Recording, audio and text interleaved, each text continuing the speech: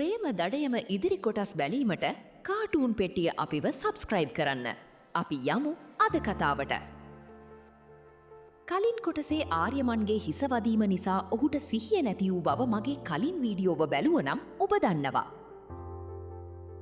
ආර්යමන් බල්ජිත් සහ පාර්මිත් චංගිස්ථානුවන් බව දැනගත් නිසා ඔහු සිහිය නැති වී සිටින අතරේම ඔහුව මරා දැමීමට බල්ජිත් සහ පාර්මිත් උත්සාහ කරන අතර බල්ජිත් ආර්යමන්ට පිහිය නැනීමට යාමේදී එතනට පැමිණෙන රාධිකා කුමක්ද කරන්නේ කියා කෑ ගැසූ අතර පාර්මිත් බල්ජිත් තිගැස්සෙනවා. පසුව පර්මිත්ව සහ බල්ජිත්ව පහලට රගෙන යන රාධිකා ඔවුන් දෙදෙනාගේ බෙල්ලෙන් අල්ලා ඔසවනවා.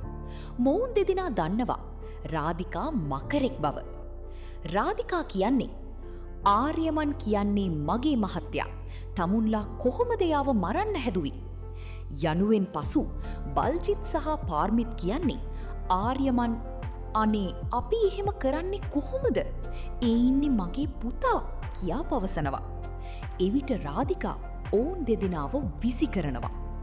පසුව පෙන්වන්නේ සිහිය නැතිව සිටින ආර්යමන් පෙර කොටසේදී පාමිත් වෙඩි තැබූ අයුරු සිහිනයෙන් දකින අතර ඔහු බිය වී අවදි වෙනවා. ඔහු අවදි වන විට ඔහු ළඟින් රාධිකා සිටිනවා. එහෙත් ඒ සිටින්නේ රාධිකාගේ වෙස් අරගත්තු අනන්තාය. අනන්තා අරමන්ගෙන් ඔහුට දැන් කෙසේද ඇසූ විට අරමන් නම් පවසන්නේ ඔහු කිසිසේත්ම හොඳින් නොවන බව. ඔහුව හදවඩාගත් තාත්තා ඔහුව මැරීමට හැදුවා සහ ඔවුන් චංගිස්ථානුවන් බව පවසනවා. පසුව අනන්තා හැම දෙයක්ම හරියයි කියන අතර ආර්යමන්ව වැළඳ ගන්නවා. එවිට ඇත්ත රාධිකාද ඒ දෙස තරහින් බලන් ඉන්නවා. පසුව රාධිකා අනන්තාව කාමරයක් දෙසට ඇදගෙන යනවා.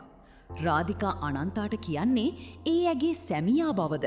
ඇයි එසේ ඇගේ රුපයගෙන ආර්යමන් ළඟට ගියේ යනුවෙන්. අනන්තා කියන්නේ ඔබගේ සැමියාවීමට පෙර ආර්යමන් මගේ සැමියා බව. තවද ආර්යමන්ව අනන්තා ඩිවෝස් කරී නැත්නම් ආර්යමන් ඔබේ සැමියා නොවින බව අනන්තා රාධිකාට පවසනවත් සමගම ඊට කීන්ති යන රාධිකා අනන්තාට පිට පහර දෙනවා. පසුව ඔවුන් දෙදෙනා ආර්යමන්ව බෙදා ගැනීමට නොහැකිව රණ්ඩු වනවා. ඒ දෙසට එන ආර්යමන් බිත්තියේ තිබෙන ෆැමිලි ෆොටෝ එකක් දෙස බලා කල්පනා කරන අතර රාධිකා සහ අනන්තා රණ්ඩු වෙන සද්දේ ඇසි ඔහු ඒ කාමරයට යනවා. රණ්ඩු වෙමින් සිටින අනන්තා සහ රාධිකාව ආර්යමන් නවත්තනවා. ආර්යමන් අහන්නේ ඇයි මෙහෙම රණ්ඩු වෙන්නේ කියා. රාධිකා කියන්නේ ඇය කැමති දේකටම අනන්තාද කැමති බව ආර්යමන් ඒ කුමක්ද යනුවෙන් පවසන්න කියන අතර පසුව රාධිකා බොරු කියනවා. ඇය ෂොපින් යාමට සිතූ ස්ථානයටම අනන්තාද කැමති බව. ඒ නිසා ඔවුන් දෙදෙනා රණ්ඩු කරා කියලා ආටමන්ට කියනවා. ආර්යමන් මෙතරම් දෙයක් සිදුවී තිබියදී ඔබලා දෙදෙනා පොඩි ළමයි වගේ මේ වගේ දේකට රණ්ඩු කරනවාද කියලා අනන්තාට සහ රාධිකාට බැනවදිනවා. පසුව මෙතන තිබෙන්නේ අපේ සටනක් නොව නයෙකුගේ මකරෙකුගේ සටනක් බව පවසන ගමන් පාර්මිත් සහ බල්ජීත් ඇදුම් බෑග් රැගෙන චංගිස්ථානය කරා පිටත්වීමට යන විට එතනට පැමිණෙන ආර්යමන් ඔවුන්ව නවත්තනවා.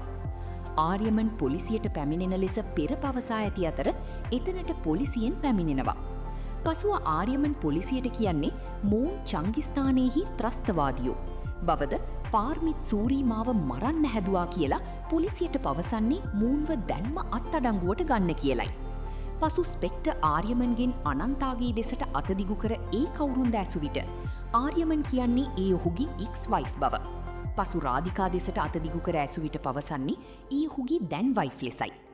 පසු ස්පෙක්ටර් කියන්නේ ෂා ඔයා නියමයිනේ. කලින් එක්කෙනයි දැන් එක්කෙනයි දෙන්නවම තියන් ඉන්නවද කියාට අවසනවා. පසු රාධිකා ඇගේ ඇත්ත පාර්මිත් සහ බල්ජීත් කියයි කියන බයට රාධිකා පොලිසියට කියන්නේ මොවුන් රට විනාශ කිරීමට පැමිණි ත්‍රස්තවාදීන්. දැන්ම අත්අඩංගුවට ගන්න කියලයි. පසු පාර්මිත්ව සහ බල්ජීත්ව රැගෙන යනවා. එවිට අනන්තා සහ රාධිකා දෙදෙනාම එකවර ආර්යමන් ළඟට යන අතර අනන්තා රාධිකාට ආර්යමන්ව වැළඳ ගන්න දී පසු බහිනවා. පසු ආර්යමන් එතනින් යනවා. ආර්යමන් කාමරයට ගොස් ඔහුගේ ඇත්ත තාත්තාගේ පින්තූරයක් බදාගෙන දුක් වෙන අතර අද කතාව අවසන් වෙනවා. ප්‍රේම දඩියම ඉදිරි කොටස් අවශ්‍ය නම් අපිව සබ්ස්ක්‍රයිබ් කර next යනුවෙන් කමෙන්ට් කරන්න.